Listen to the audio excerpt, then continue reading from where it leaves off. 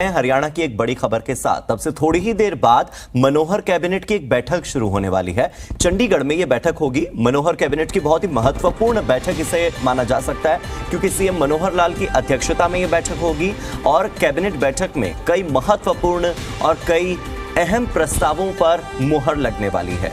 तो यहां पर मंत्रिमंडल बैठेगा और हरियाणा के तमाम बड़े मंत्री इस बैठक का हिस्सा होंगे। मुख्यमंत्री मनोहर लाल इस बैठक की अध्यक्षता करेंगे।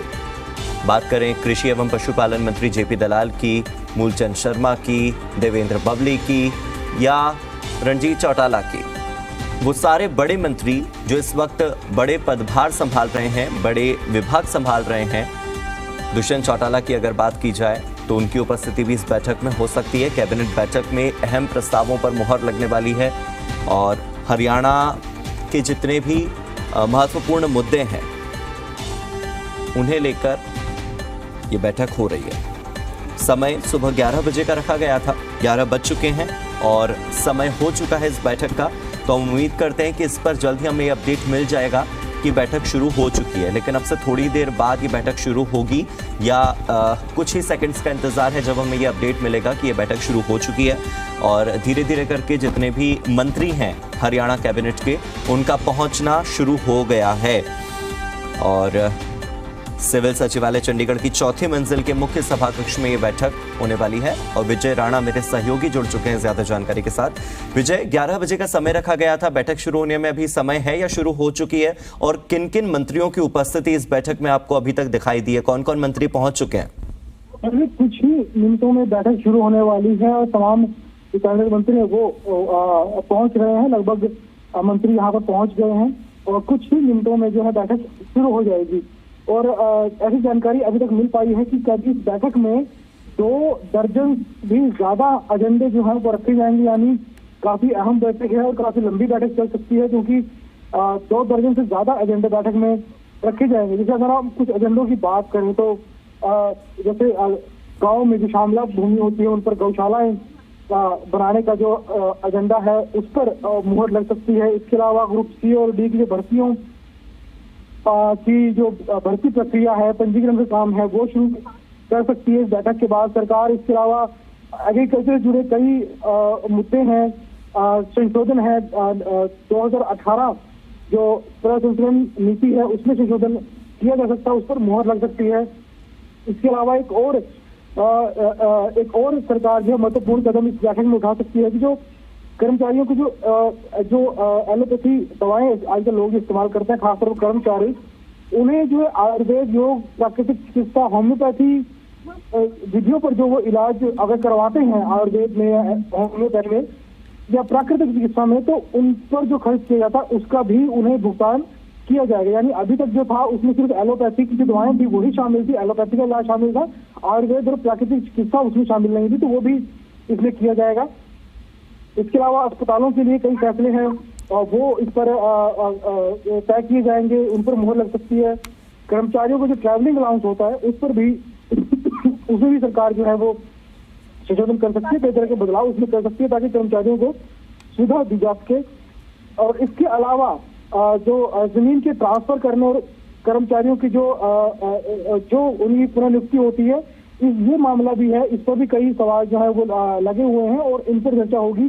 तो इस तरह के 2 दर्जन से ज्यादा मुद्दे हैं जिन पर चर्चा हो सकती है। और इसके अलावा जो बाकी जो हरियाणा में जो मुद्दे चल रहे हैं उन पर भी बैठक में चर्चा की जाएगी, चाहे वो कृषि का मुद्दा हो, खास फसलों का मुद्दा हो या फिर वो फसल खरीद का मुद्दा हो, इन सब बातों पर भी चर्चा बैठक में की जाएगी। जी विजय, लगातार किसानों की ओर से ये मांग की जा रही है कि उन्हें मुआवजे की जो राशि मिलने वाली है वो ज्यादा मिले और मुआवजा जितना जल्दी हो सकता है उतना जल्दी मिले।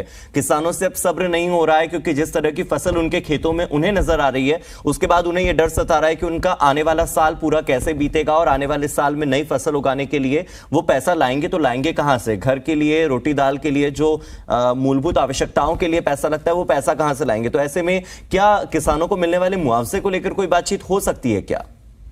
देखिए, बिल्कुल इस बात में चर्चा जरूर होगी, क्योंकि जो क्षतिपूर्ति पोर्टल सरकार की ओर से खोला गया था 100% जो है उसका इस्तेमाल अभी नहीं हो पा रहा है। कई जगहों पर वो ऐसी शिकायतें आई हैं कि वो नहीं चल रहा है या कहीं पर डीसी की अनुमति लेनी पड़ती है, यहाँ पर गिरदावरी के लिए खास अधिकारी वहां पर जायजा लेने जाते हैं। तो कई तरह की दिक्कतें हैं अभी, तो इन पर भी चर्चा होगी। हालांकि सरकार का ये कहना है कि जो किसान अपना ब्यौरा पोर्टल पर डाल देंगे तो सरकारी कोशिश है कि उन्हें जल्द से जल्द मुआवजा जरूर पहुंचाया जाए। लेकिन सरकार मुआवजा कब तक पहुंचाती है, ये दूसरी बात है। कि पहली बात ये है कि किसानों को क्षतिपूर्ति पोर्टल पर कोई परेशानी ना हो। तो मुख्यमंत्री कृषि विभाग से इस बारे में भी बात कर सकते हैं कि आखिर कोई अगर इस तरह की परेशानी आ रही है तो कैसी परेशानी है और उसे दूर करने के लिए विभाग किस तरह से कदम उठा रहा है।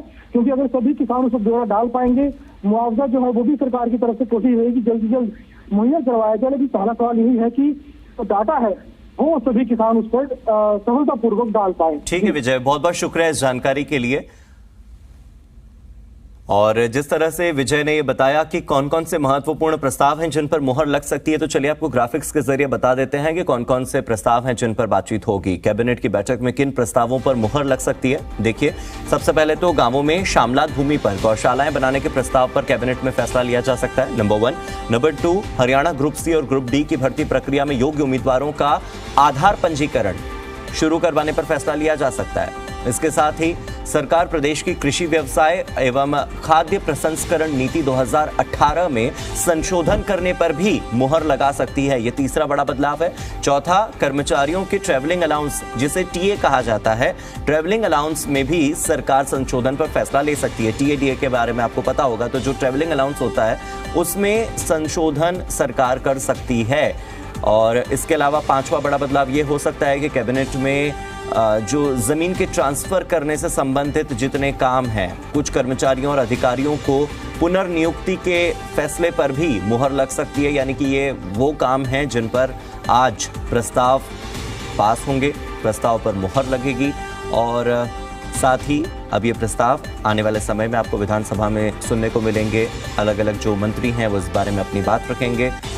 तो जैसा कि विजय ने बताया कि 2 दर्जन से ज़्यादा ऐसे मामले हैं। साथ ही विजय बता रहे थे कि एलोपैथी के अलावा आयुर्वेद, योग, प्राकृतिक चिकित्सा, होम्योपैथी, जो अलग अलग टेक्निक होती हैं इलाज की, मेडिकल जो अलग अलग तकनीकी होती है, उसके अनुसार इलाज पर किए गए खर्च के भुगतान की सुविधा मिल सकती है। और अस्पतालों को इम्प्लीमेंट करने के लिए किस तरह से वो होम्योपैथी, एलोपैथी, यूनानी, योग, अलग अलग पद्धतियों का इस्तेमाल कर सकते हैं अपने मरीजों के इलाज के लिए, इस पर भी कोई ना कोई प्रस्ताव जरूर आएगा।